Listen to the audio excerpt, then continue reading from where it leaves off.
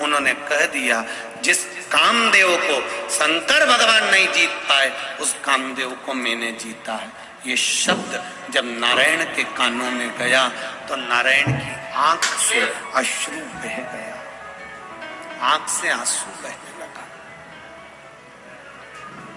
देखिए जरा, स्मरण करिएगा थोड़ा सा।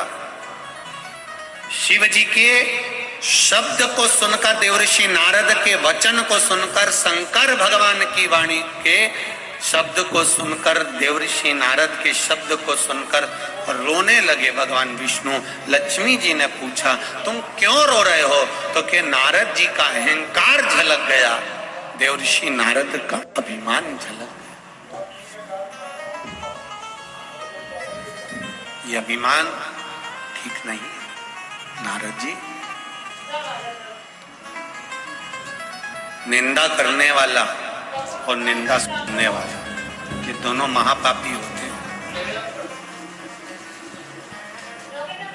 इस नारद को तो निंदा करने के कारण से शंकर जी की निंदा करिए इसलिए बंदर का मुंह लगेगा, पर मैंने निंदा इन कानों से सुनी है इसलिए मुझे घोड़े का मुंह लगेगा। भगवान विष्णु को घोड़े का मुख लगा था, हयग्रीव अवतार हुआ था भगवान का, केवल निंदा सुनने के कारण। जितने भी लोग कथा सुन रहे हैं बड़े ध्यान से सुनना, शिव जी की कभी निंदा नहीं कर और ना कभी निंदा सुनना। अगर कोई निंदा करे तो उठकर चले जाओ वहां से, हमें नहीं सुनना। हम शंकर की निंदा नहीं सुन सकते। तुम्हें करना करो, भगवान ने तुम्हें बनाया ही निंदा करने के लिए।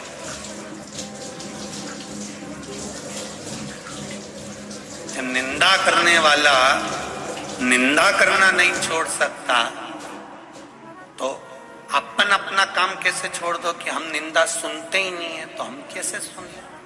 जब तू करना नहीं छोड़ रहा तो हम सुनना कैसे छोड़? हमें नहीं सुनना, हम नहीं सुन सकते, हमें नहीं श्रवण करना। भगवान विष्णु ने कहा नारद जी तुम्हारा अभिमान। देवऋषि नारद जी ने कहा मैंने कामदेव को जीता और आपने मुझे बैठने का नहीं कहा। भगवान कहते हैं बैठने का कैसे कहते? शंकर भगवान ने तुम्हें बैठने के लिए जगह दी, तुम नहीं बैठे। तुम्हें बैठने की जब जगह मिली तो तुम नहीं बैठे और तुम मेरे यहां आकर कहते हो कि बैठ जाओ। ये दुनिया के लोग दो मुंहा बातें करते हैं। किसी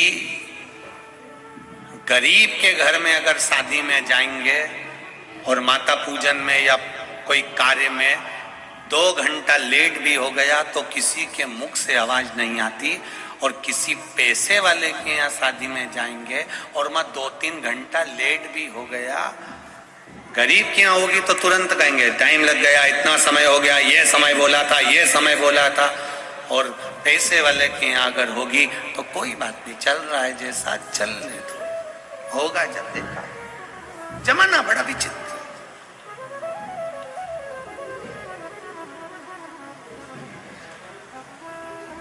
धन के साथी हजारों हैं, जब धन ही नहीं तो, जम के तो बोलो जरा, धन ही नहीं तो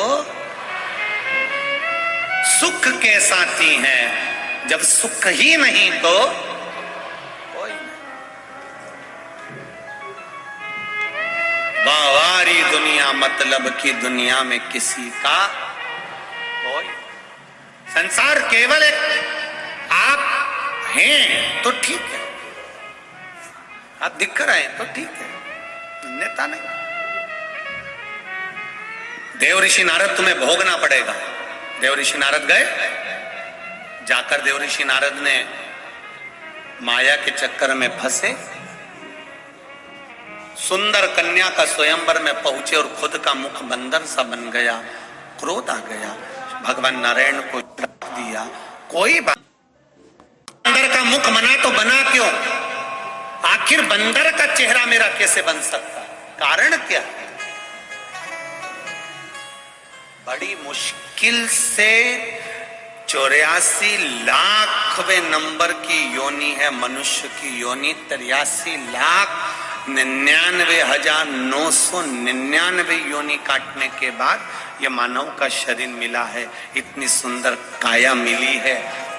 तो इस काया को व्यर्थ मत जाने देना। मेरा बंदर का चेहरा कैसे लग गया बताओ? बंदर का चेहरा इसलिए लगा क्योंकि तुमने शिव की निंदा करी है। अब मुझे इस बंदर के चेहरे से मुक्ति कैसे मिलेगी? तो कहा चंद्रभागा नदी के तट पर जाइए और वहां जाकर शिवलिंग का निर्माण कर कर उसका पूजन करो। पूजन करने का जो फल मिलेगा वो आपको मुक्ति प्रदान कर देगा। और शिवलिंग की पूजन का भाव जागृत हुआ। चंद्रभागा नदी के तट पर जाकर बालू रेत का शिवलिंग बनाया। आप सबसे निवेदन है, कभी किसी पवित्र नदी में स्नान करने के लिए जाओ, किसी पवित्र नदी पर स्नान करने जाओ, दर्शन करने जाओ, तो निवेदन है वहां की रेत का, वहां की मिट्टी का, वहां की बालू का शिवलिंग का निर्माण कर कर कुछ नहीं तो वही नदी का जल 3 बार 5 बार चढ़ाकर ओम नमः शिवाय या नमः शिवाय या श्री शिवाय नमस्तुभ्यम कहकर, नहीं है कुछ भी तो भी भगवान को जल चढ़ाकर विसर्जन कर दीजिए। शिव उसको स्वीकार कर लेगा। मेरा वो गढ़ रानी स्वीकार कर।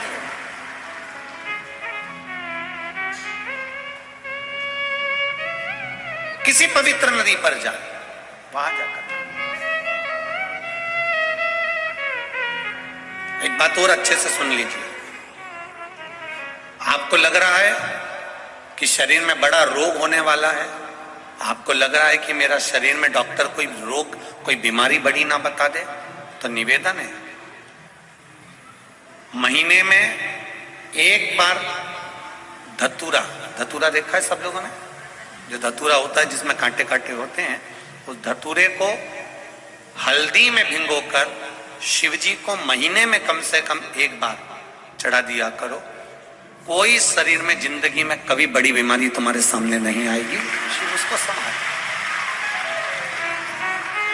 धतूरा भगवान शंकर को चढ़ाने से रोग की समाप्ति होती है, रोग समाप्त होता है।